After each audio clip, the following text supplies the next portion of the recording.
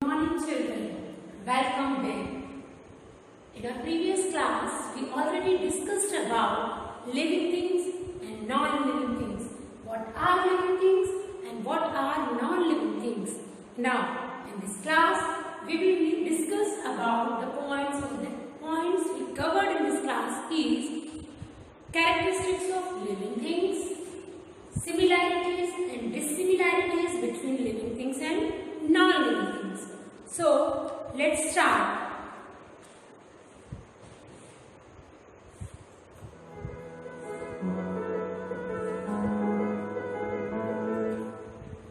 The first main important character of living thing is that all living things are made up of cells. All living things are made up of cell. Cell is the smallest living unit.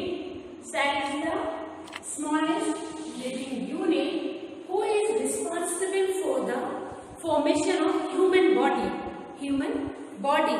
We are only because of this cell. Only because of this cells. Number of cells combined together form tissues. Number of cells combined together form tissues, and number of tissues combined together form organs, and organs combined together form organ systems, and by the combination of these organ systems our body are there and we perform the functions. Cells are maybe large, means the size of cells are different or varies in different organisms. Some cells are very small, some cells are large.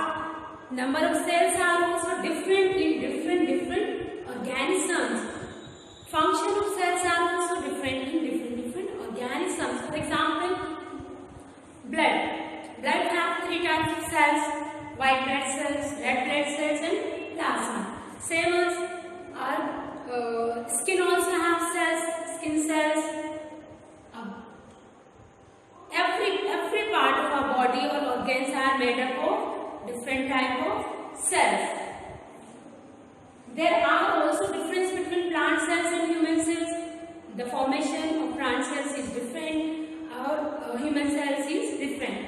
Okay, on the basis of this cell, the number of cells, organisms, living organisms are classified into two. Living organisms are classified into two groups on the basis of this cell.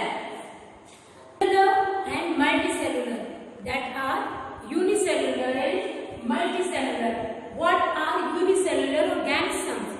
Unicellular are those organisms who are made up of only one cell. Who are made up of only one cell. Many bacteria or microorganisms are come under the unicellular categories like bacteria, amoeba, paramecium. These are the examples of unicellular organisms. Now we talk about the multicellular organisms. With the name of that is we understand multi means more than one. More than one, it may be 2, 3, 4, 100, thousands, millions and billions. Okay? The organisms are made up of more than one cells are known as multicellular organisms like plants, animals,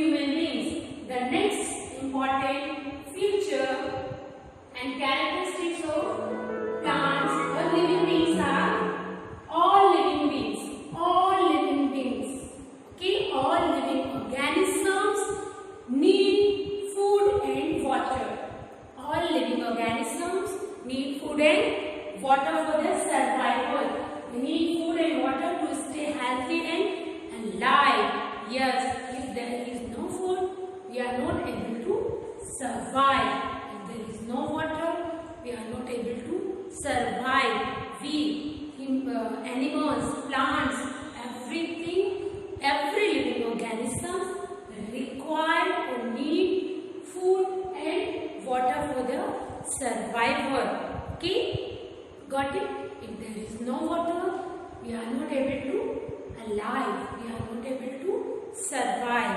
Okay? So that is why eat healthy food. Eat healthy food. Eat balanced diet. This balanced diet improves our immunity also.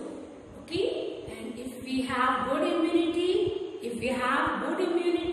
our immunity level is high in our body, then we are able to fight with all diseases. Okay? We are able to fight with all virus, germs or diseases. So, eat good, healthy and balanced diet. Okay? The next characteristics are, or important feature is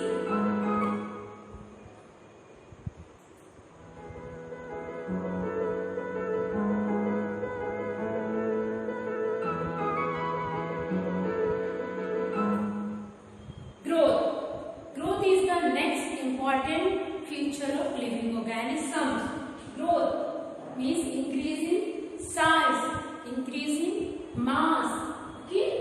Growth is the increasing size and mass of human organisms. Like a child grow into an adult. A child grow into an adult. An adult become an old.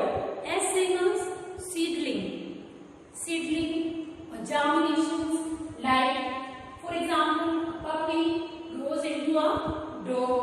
A small plant become a tree after some time. Growth is a continuous process.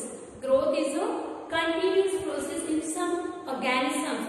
Some organisms grow continuously, like plants grow continuously. But in case of human beings or some organisms, those who have a limited times, the time of growth is limited. After some time, after some year, the growth is stopped. But almost the growth is the continuous process, and growth is necessary for every living organisms. Every living organisms grow. So growth is the next important feature of living organisms. The next important feature is movement. Yes, movement. Just like you have seen what I am doing while I am teaching. I am doing movement. I am doing movement. Means to move from one place to another place. That is the movement. Movement is the another important feature of living organisms. All living organisms show the movement. All living organisms perform the movement. We have to move from one place to another in search of food, for better shelter, or many purposes, many reasons are there on the basis of which we can do the movement. Yes, is plants move? Yes, plants also move, but they do not change the place. The branches are moved from one place to another, leaves are moved, there are movements, flowers move their position, like for example sunflower turn their face towards the sun. Like if we talk about the whales or climbers move toward the supporters. Climbers move towards their supporters. Plants also move, but they do not change their place. But we, animals and human beings, change their place also. The movement is the another most important characteristics and feature of living organisms. Response to stimuli. Response to stimuli is the next important feature. Living organisms relate to touch, heat, cold, sound, light. Means we have to give the response of all these features. Like for example, if you touch a hot vessel, if you touch a hot utensils, suddenly you have to remove your hand because you feel it. So these are the next character of human being or living organisms, that living organisms react or they give the response. Like for example, touch me not plant. When you you go and touch it, it will shrink. Okay, it closes their leaves. That plant is also react with your touch. Okay, when we react with the touch, heat, cold, sound, light.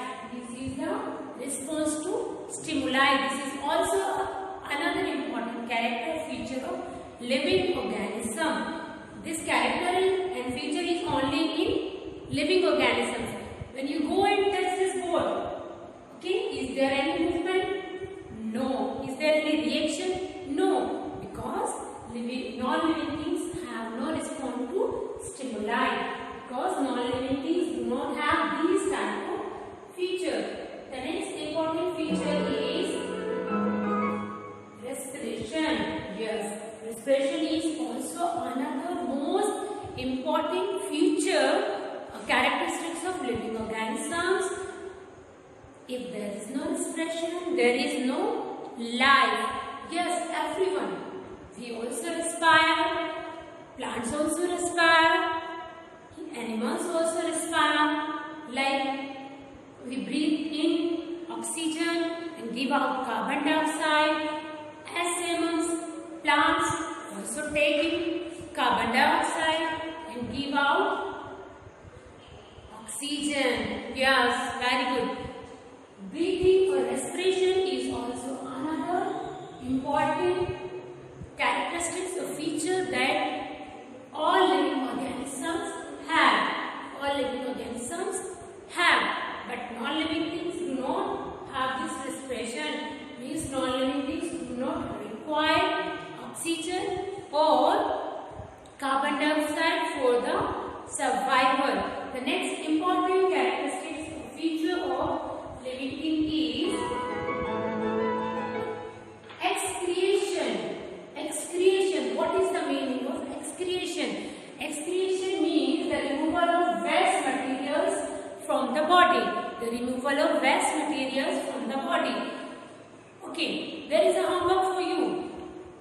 What are the waste materials of human body? What are the waste materials of human beings? Okay, just you have to write that answer in your copy. What are the waste materials of humans, and also write the name of the waste materials of plants. Plants also have waste materials. Plants also excrete that waste materials. What are that? Just you have to write in your copy. Okay. These two questions are homework for you. What is the excretion? Excretion is the removal of waste materials from the body. Okay, from the body. It's very important to remove the waste materials from the body. If we are not able to remove these waste materials from the body, it will create some problems in our body. Yes, that is important. We have to perform that excretion, also that removal of waste materials. Okay. The next important main feature of the living organisms is reproduction. Yes, reproduction is also another important characteristics and feature of living organisms. We are here only because of reproduction. If reproduction is not there, then we are not there. Generation is stopped there if there is no reproduction. There are different types of reproduction in different organisms. Like if we talk about the birds, insects, fishes, reptiles, they all reproduce by laying the egg. By laying the egg means first they lays the egg, and from this egg the baby comes out. Okay. Some living organisms are like that. They give directly birth to their young ones. Okay, they give directly birth to their young one or a baby. Like we human beings or animals, and those organisms who give birth to their baby or young ones are known as mammals. We are mammals because we give directly birth to our young ones. So, on the basis of that process, reproductions are also two types, like laying the eggs or by giving birth to the young ones. The next important feature of living organisms is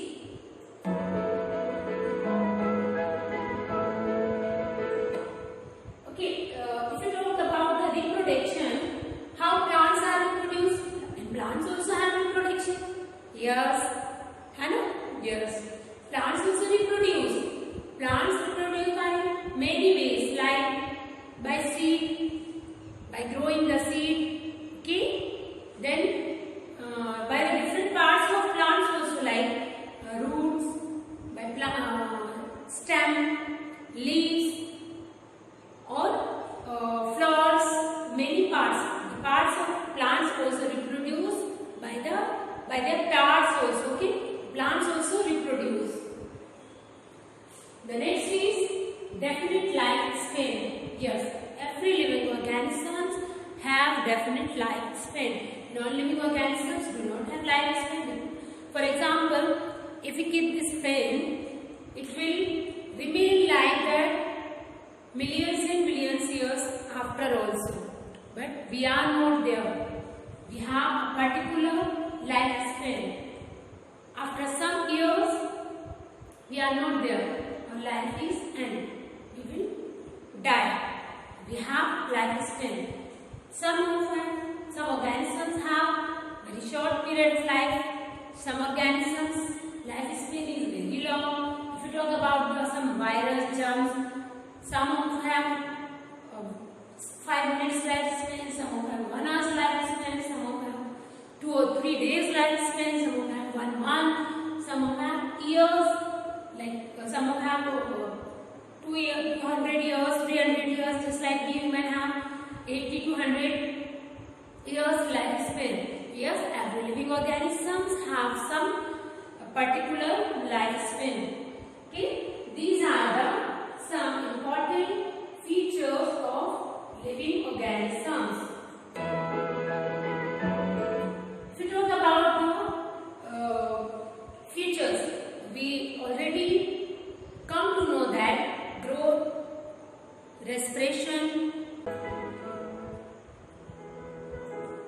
common features between living things and non-living things. Only there is a one main important common feature between the living thing and non-living thing is that we already discussed in our previous chapter, classifications or separation of mixtures. The common feature between living things and non-living things is that all living things and non-living things are known as matter. All living things and non-living things are made up of matter, means living things are also made up of smallest particle, that is cell, and non-living things also made up of smallest particle, that is known as atoms. That is known as atoms. Okay. That now in this class we discussed about the characteristics of living things. That living things have growth, respiration, reproduction, movement, all that. Also we discussed about the differences in between living things and non-living things and common features between living things and non-living things. I hope this class is fruitful for you. Thank you. Have a nice day.